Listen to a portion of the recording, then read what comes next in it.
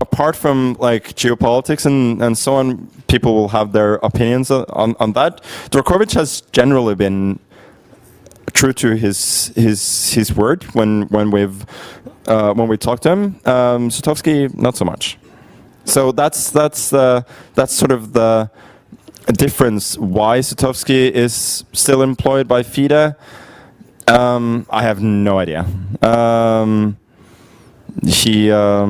I think he, you know, I'm sure he has some good qualities, but from people I've dealt with, nobody's had particularly good experiences with him, and it's honestly frustrating, but it's the way it is.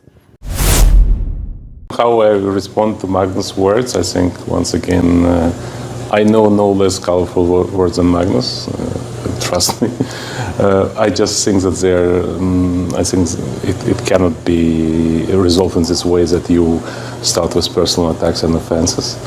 I think talking about my suitability for my position, my deeds talk more than my words, and one can simply compare what it was 6 years ago when we started and where we are now, with the prize funds, with the number of tournaments, with the quality of organization, with the location of tournaments, with the same conditions and prizes that Magnus is benefiting from. Even he plays less events, but his very first World Championship match with present FIDE administration was the prize fund twice higher than before that. And maybe he doesn't know, but I was personally in charge for actually not only running the event, but raising money towards the event. And actually all the top events are not only under my supervision, but I'm in charge for raising funds towards it. Without false modesty, I was rather successful at that. And then that is why I am at my position, even if somebody doesn't like it. Completely robotic, automatic, one warning, and then basically if you don't change, then it's an automatic, not expulsion, but not being paired from a round, which to most people would be that exact thing. That there is some room for interpreting the rules, and I don't know. It also feels to me that it kind of was better before.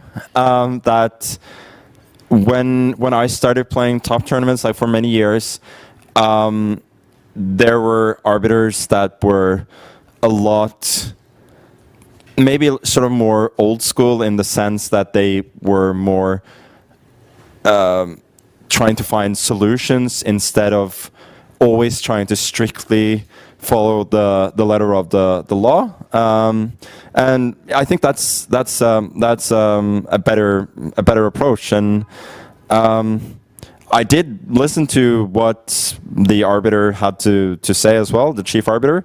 I disagree with him vehemently, and I think it's very clear that he is not qualified for the job that he has here. Alex Holovchuk, who is a chief arbiter here, I think has a most common sense among many arbiters, if not all. I know him as a both principled person, but also a common sense person.